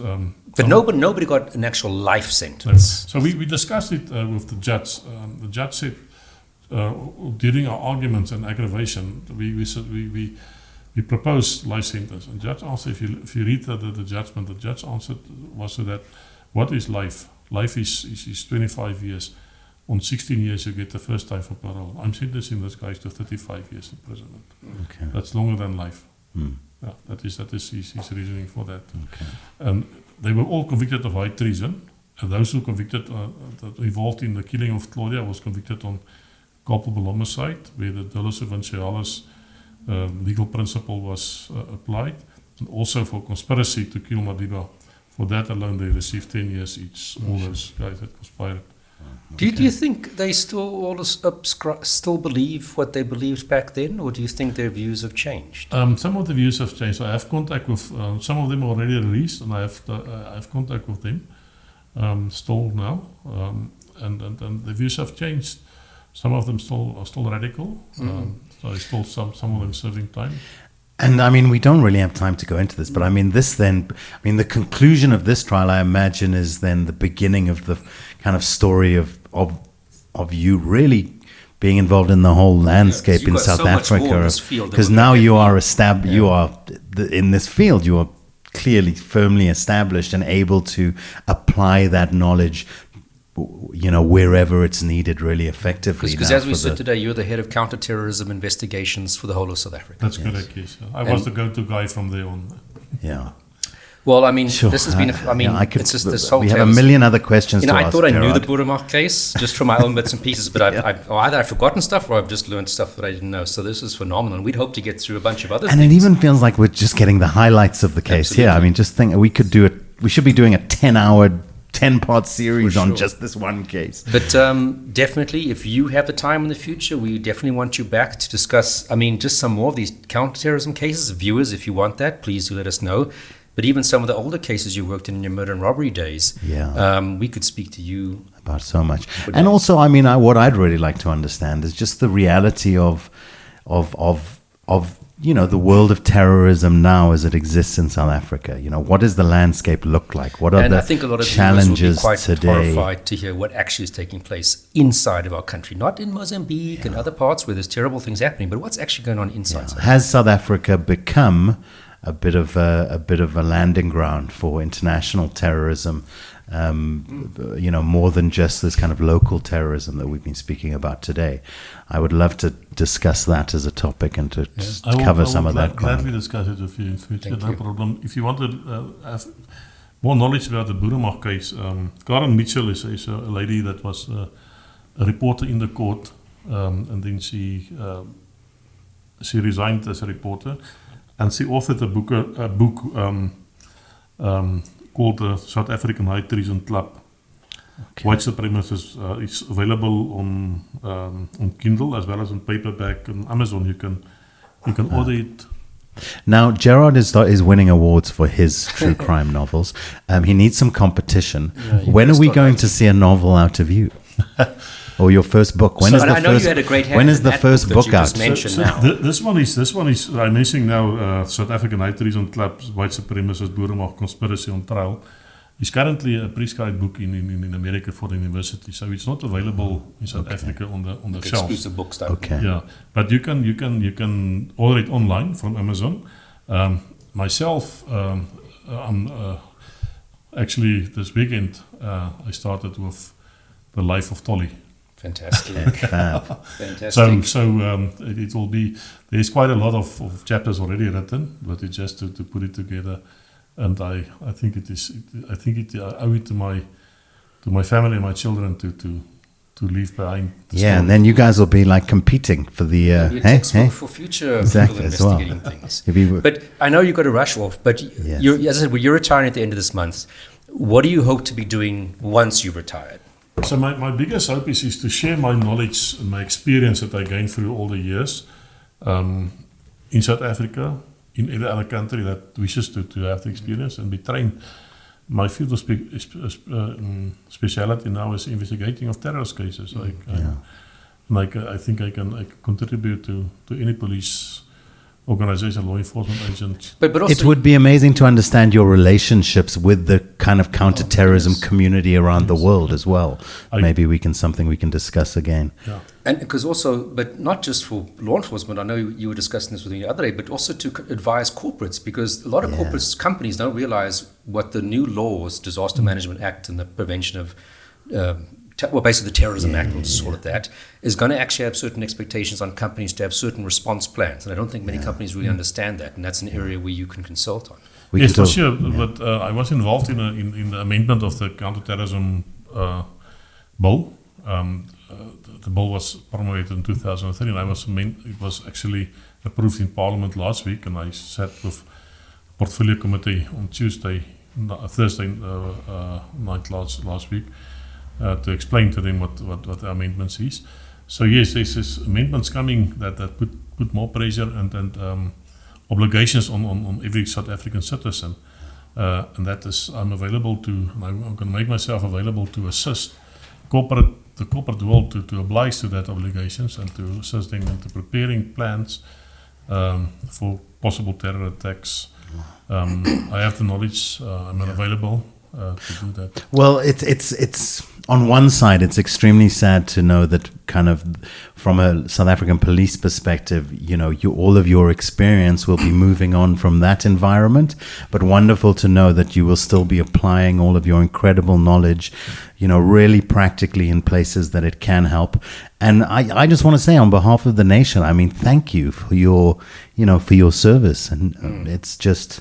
And I mean, part of that, and I don't know if you were going to mention this, probably not because you're a modest person, you got an award from the U.S. Department of Justice. The Federal Bureau of Investigation is proud to recognize Colonel Tollie Vreugdenburg, South African Police Service, for your superb cooperation with the FBI in the development of its mutual efforts against crimes that pose dangers on an international scale. Sure. Since criminal activity now crosses many borders, law enforcement agencies around the world must develop unprecedented levels of cooperation.